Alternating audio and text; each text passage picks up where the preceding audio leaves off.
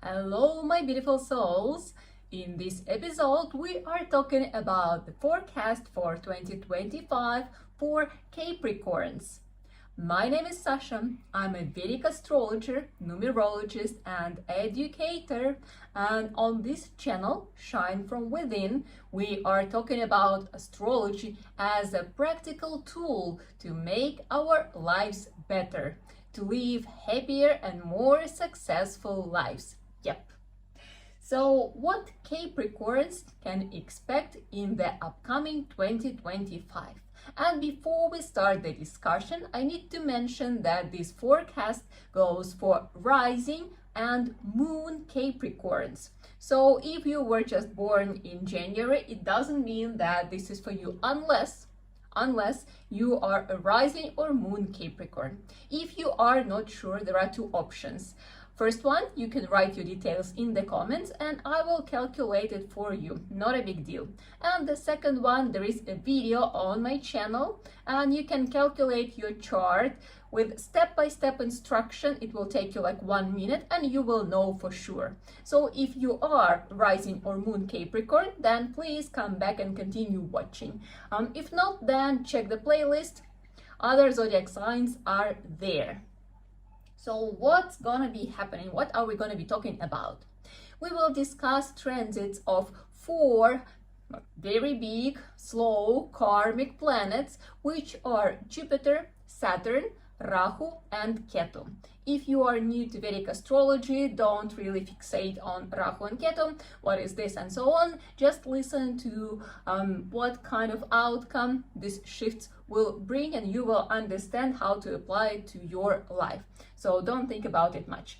And what is interesting that, as I mentioned, they move slowly, and during this spring, within 2 months, all 4 planets, they will change the sign. So this is going to be a big shift, not only for you personally or for me, for everyone. Yeah, it's going to be a big shift for the whole world. So definitely going to be some strong transitions in energy, some shifts, some shaking. Yeah, but whenever we have some tough times, it always leads us to growth. Yes, absolutely, to evolution, to rebuilding, renovation, something like that. And this is how we need to look at situations. Again, it's not that like I'm saying everything is going to be bad or something. No, because I know how people listen these kind of things. So anyway, big shifts are going to be in the spring on the global scale and in personal lives of everyone. And for you as well, my dear Capricorns. And you need to understand that these transits, even though they will influence your life, but they are an additional thing to your personal planetary periods. That's why during tough times, there are people who are still living their best life possible, and at the same time, during some good moments with economy boost and stuff, there are people who are actually experiencing challenging times. So that is why, but you will still see these transits, they give extra flavor, extra shade to what you have in your life. And you see, 2024 was very similar to the beginning of 2025. So when you will be listening, you will see how it unfolds for you, and you will apply and see what to expect when these transits will happen. Yeah. Okay, I guess enough with the intro. Everything is settled, and the first planet to make a move is gonna be Saturn. And right now I'm talking to Moon Capricorns, and you guys are lucky ones in a way. Yeah, because there is such thing, it's called Sati, and this is the transit of Saturn through houses close by to Moon. And for you, the last 7.5 years, that was this Sati period. And when Saturn will move, it moves on 29th of March, so you will finally get some freedom. Yeah, you could start breathing again. You will feel like, you know, the heavy rock will be removed from your chest, and you could like you could breathe with your full lungs. Let's say this. So yeah, But before this happens, you know, the last 100 days of Sati, they are usually tough. And you need to be aware of it. And you are experiencing it right now. And it is fine. All you need to know that, first of all, it will end. Yeah, when Sati ends, when Saturn moves, so from April, everything will be better. So it's not so long time for you to wait. And at this moment, please don't do anything important. Don't start any kind of projects or something, any kind of investments. So try to keep it routine. Try to keep it low. You know, pay more attention to how you feel. Maybe meditation, you know, some relaxation. So support yourself. And this will be very, very helpful because, as I said, like the end of this period is quite intense. But you know when it ends, you know when it will get better, and just try to keep yourself in a good state until then. So don't rush, don't try to hustle things, don't try to fight it. Just keep calm and carry on. Yeah, those classic quotes. So yeah, this goes for Moon Capricorns. Yes, Moon Capricorns. But for rising Capricorns, it's also gonna be like feeling like a shift, but not as strong as for Moon Capricorns. So what was going on in 2024 and in the beginning of 2025, speaking about transit of Saturn, where it is now. So it is still transiting through your second house. And now I'm talking for rising and for Moon Capricorns all together. Yeah, so similar situation. So Saturn transiting through the second house, it gives some challenges with financial system, with financial situation. Yeah, second house is the house of finances, of money. So when Saturn is transiting there, then we experience some delays, some, you know, some problems with income. Maybe something is not working the way you want, or maybe the income is smaller than you were expecting, and you might feel that like time to time you're like tight with money, and you know, like you don't have enough opportunities to get what you want, you know, like a little bit like contracted there, that like someone is like, what is like clinch, is there such a clinching you there? So yeah, this is Saturn. And again, it doesn't mean that Saturn is a bad planet and something like that. That's how very often people perceive things. No, Saturn is a teacher. Whatever Saturn brings to our lives, like what kind of house it transits through, it brings us lessons. So what was this lesson about? It was about valuing money, you know, understanding the true value of this energy, and that actually sometimes you don't have to have a lot.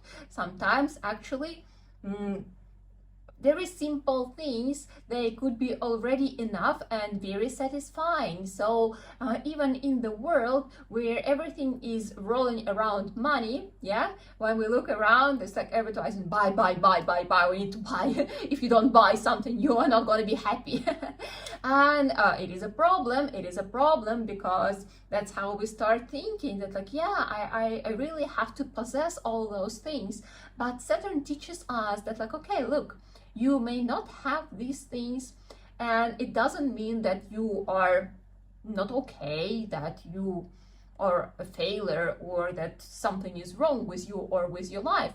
It actually teaches us to see that like, hey, look, everything is fine, and you can still be happy with what you have, and you definitely have enough.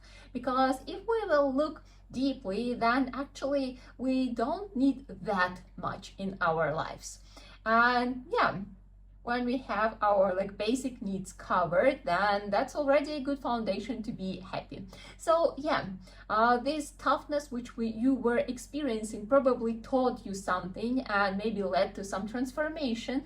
But if you found this period challenging, then there are still a couple months until the transit when you can actually look at the situation at your life from different perspective I just brought to you, and you could see that everything is not that bad. So time to reevaluate some things, right?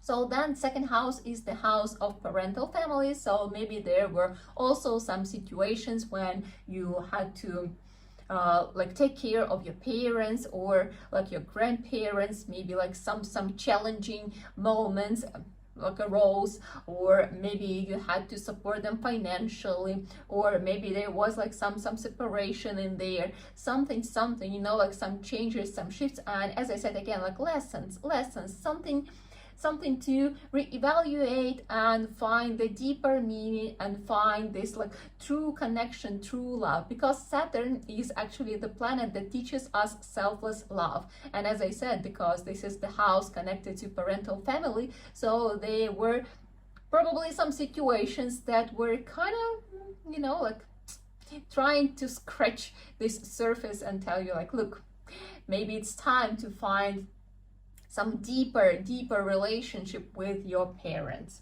So yeah, anyway, when Saturn will move from April, it will be transiting through your third house, and this definitely will bring you like a big shift.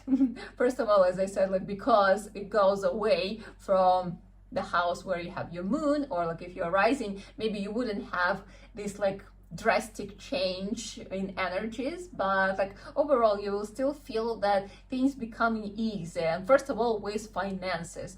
Yeah, so Saturn in the third house, transiting through the third house, it gives more opportunities. So it starts opening doors, and it makes you very strong and makes you very energized. You know, it gives you this inner strength to start doing things. You know, if maybe before you were like, okay, I'm not sure like what, how, and what am I doing and why things are not happening the way I want, or not as fast as I want, but that like here Saturn already like releases financial flow and starts giving you opportunities. So it says like, okay, now you can, please go and get it.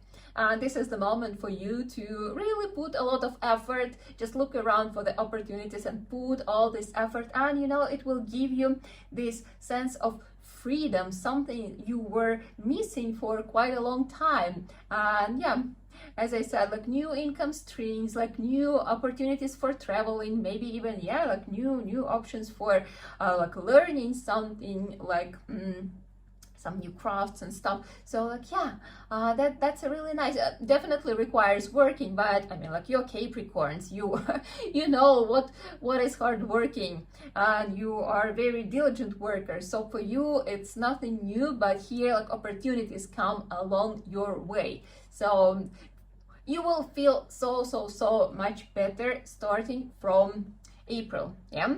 So then Jupiter. The next one to make a move is Jupiter, and until the mid-May 2025, Jupiter was transiting and is transiting through your fifth house.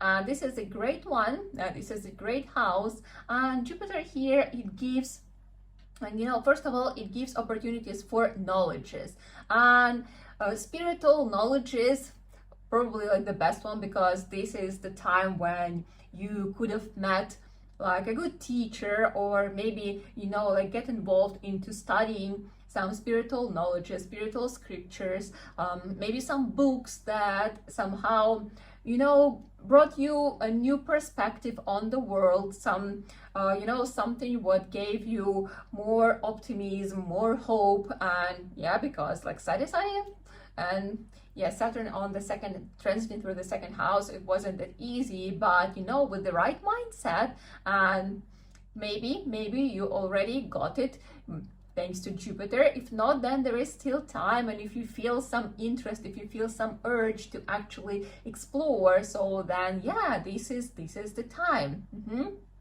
Definitely good moment for kids. If you were planning or maybe not planning, then this is a great time to think about it, to invite a new soul into your family. If you had some previous education like unfinished, so then this is the time, good time to actually get back to it and make it done. Yeah, finally get your papers. Yep. What else? It also brings good things for your love situation. For like, if you were not in relationship, so then definitely it was a good transit for meeting someone, and it is still until the mid-May. So if you are single, so this is the time. Please invest your time into dating, look for someone special. And if you are already in a relationship, then definitely this transit of Jupiter brought you some feeling of satisfaction, maybe like some depth, maybe seeing something more in relationship, you know, this true connection, this spiritual connection, spiritual development. So if you like really want to explore how people, you know, how people unite together, connect together as a couple, not only because it's cheaper to pay for the apartment, yeah, but because there is like some deeper meaning. This is the moment. So maybe, yeah, when Saturn will make a move and you will feel like a little bit easier. Maybe it's time to, I don't know, like travel together a little bit or something, you know, like find some practices to connect even stronger. Yeah. And then in the mid-May, Jupiter will change the sign and it will be transiting through your 6th house. And 6th house is not as nice as 5th house, but again, whatever we are talking about here, it doesn't mean that everything is going to be bad. Like, no, this is not what I'm saying. That's important that you understand it. So every time there are some lessons.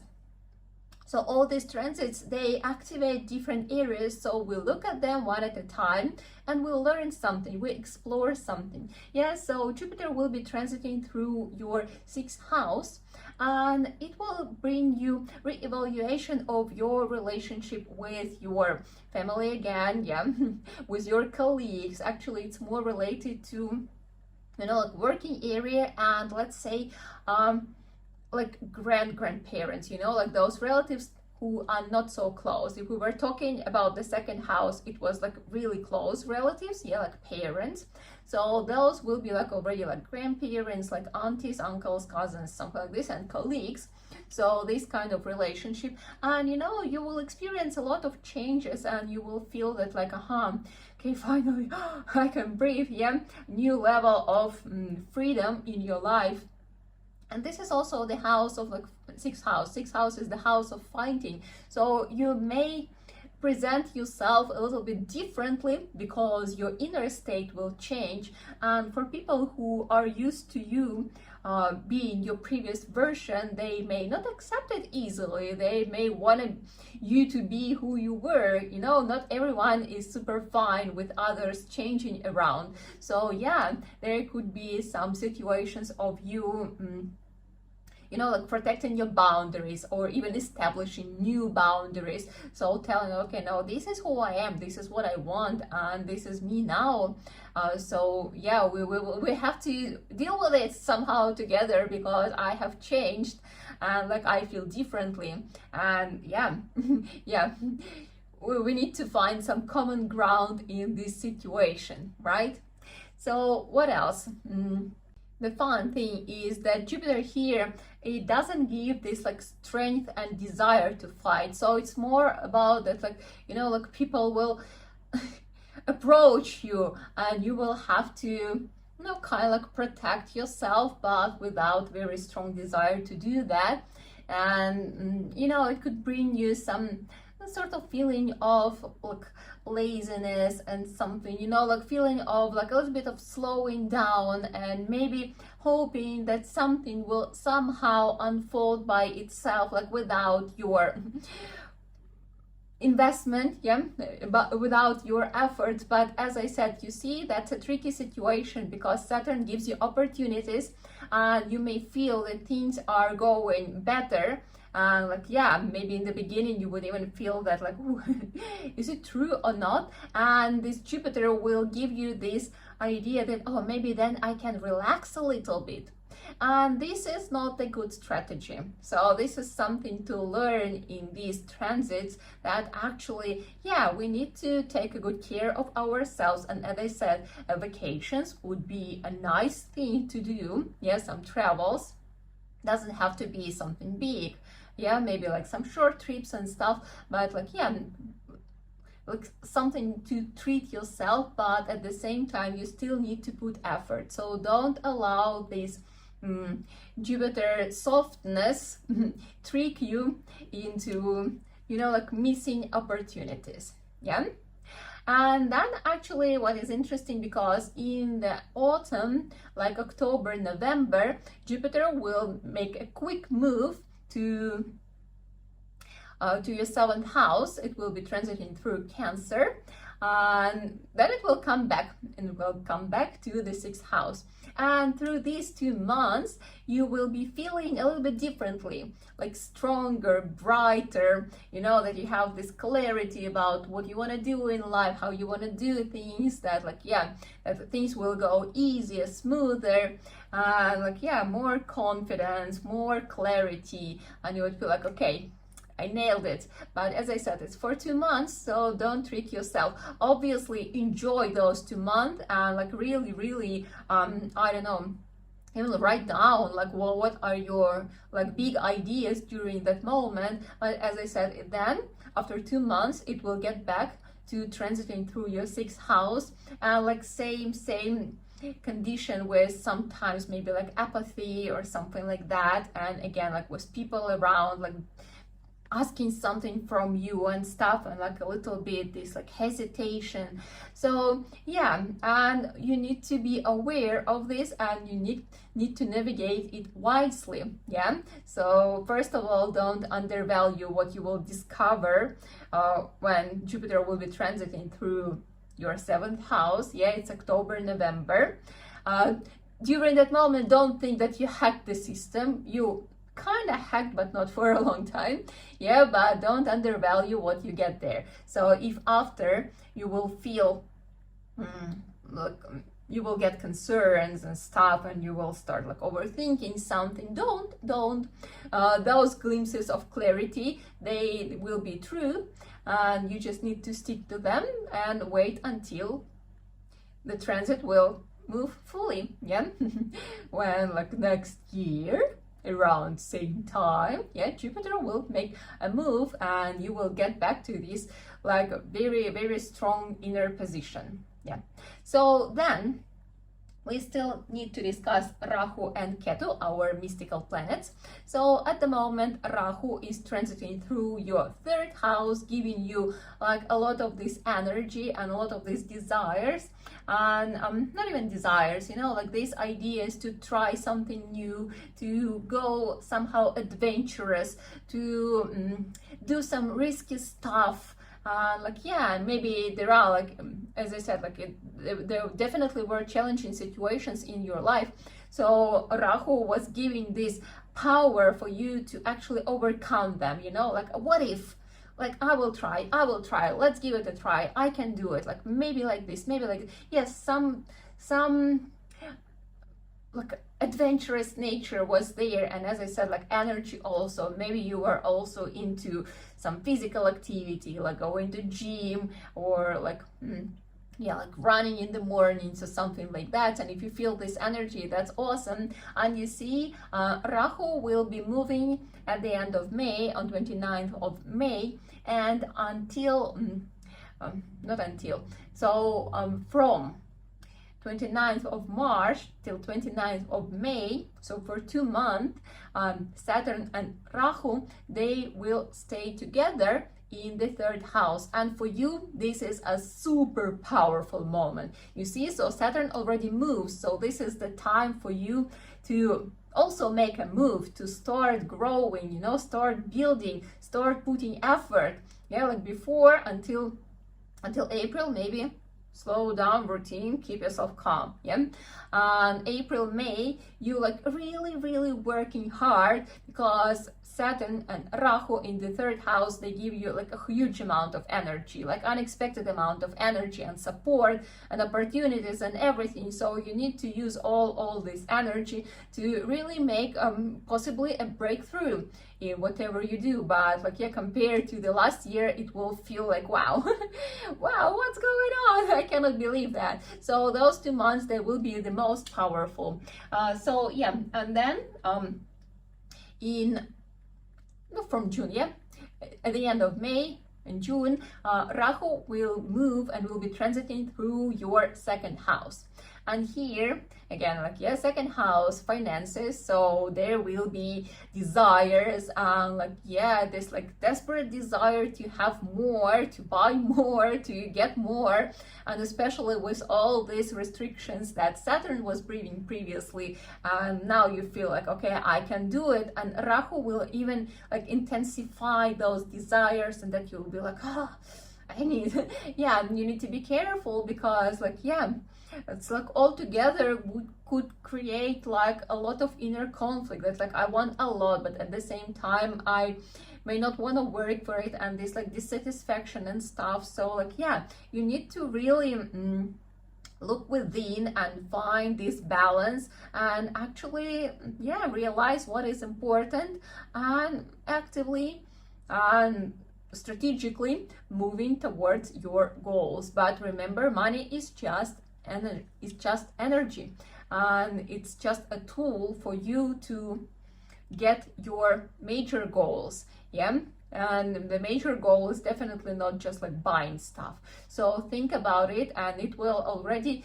like ease up a little bit the condition. So what else? Our second house is the house of like eating, yeah, our eating habits, and Rahu there could give you some like, and how I say, like the bigger appetite, yeah, so that you may feel that you want to eat more or try more or something, some uncontrollable desires or something like that. So if you have tendencies to gaining weight, you need to be very aware, because this is a tricky moment, and it's like a slippery road if you're like, you know, stressing out, chocolates, sugar, something, yeah. Be careful, because this could influence your lifestyle and like the way you feel, obviously. Yeah, what else? It's again, we're still talking about parental family, so there also could be some shifts in these situations, and also I would say connected to financial thing. So because maybe previously like your parents were supporting you, and now this is the time when there is a shift, and now with you are kind of like starting paying back, or maybe I don't know, you are the kind of person who was taking care of the whole family, and maybe now you will get some support, like something. So some shifts in your relationship and financial system with your parents, with your family. And yes, since it's Rahu, there still could be some karmic lessons in your relationship with parents. Remember, love comes first. Try to navigate any kind of situations with your heart. And then we have Ketu, yeah, final one. So Ketu is another mystical planet. It moves at the same time as Rahu, so at the end of May.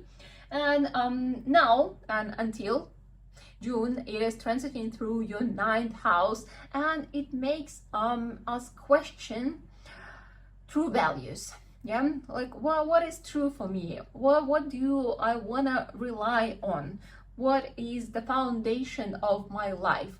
Yeah, because 9th house is the house of spirituality, of our true values, and Ketu there makes us think, okay, is it that I'm just like following it because, I don't know, like everyone is doing it, like my parents were doing it, or like I'm used to it, or is it like really what I feel? Because Ketu teaches us to live with our heart, like not in our head, but in our heart. So it could have bringing you some lessons about your true values, so that you could look at the situation and see what is truly important, you know. And also, this is the house of getting like some place in life, you know, like to grow up, to adult a little bit. Yeah, so stepping in into your adulthood. And if the whole life was pushing you somehow to become more responsible, you know, to step into some leading role or like taking care of people around, something like that, and if you were trying to avoid it, so then this is not the strategy Ketu was kind of like teaching you, because you are meant, this is time has come for you to become a responsible adult. So until the end of May, you still have time to reevaluate situations and what's going on. And as I said, like if you didn't crack the code, yeah, if you didn't get it, so this is the time for you to become more responsible in your life and actually feel good about it. So then from June, Ketu will be transiting through your 8th house. This is house of transformations, this is house of mystical knowledges. So I would say that situations may turn out the way that you will kind of have to study some spiritual knowledges and spiritual practices. Doesn't necessarily mean that it's supposed to be like some push from the universe. It could come as an urge, you know, maybe some questions will arise and you will be like, why things are happening this way, why I'm this way, why people around are this way. So yeah, it could lead you to studying some philosophy or like psychology or something like astrology, numerology or something like that. So yeah, like digging deeper into, you know, the knowledge about the world, the knowledge about yourself, like trying to find some answers to some hidden things, like trying to look for some mysteries and like hidden things. Yeah, what else? This is not the great moment for risking things. You need to understand that, yeah, because this is like the challenging house, and especially with all this like Rahu energy, which was previously through the 3rd house and stuff, like if you feel like doing some adventures when the shift will happen, I'm not really recommending that because it could lead to injuries. So better avoid some how it's called, adrenaline kind of sports and stuff. So no risky sports, no risky activities. Something again, doesn't mean that you need to sit at home and you know, like protect yourself from everything. Just don't do anything like extreme. Yeah, extreme sports. Yeah, I found the word. So no extreme sports, please, because during this transit it may not turn out well for you. Again, of course, depends on your personal planetary period, but transit, it still gives, you know, like some shifts in energies and possibilities. So I would rather play it safe if I would be you. So yeah, you see, that's an interesting year. You will definitely feel easier in a way, and you will get your opportunities, and yeah, something to reevaluate, how you live, what you want. Yeah, and yeah, just working hard, as you know. Yeah, Capricorns are very well known for being hard workers, so probably nothing extremely new for you in this year. Anyway, have a great one.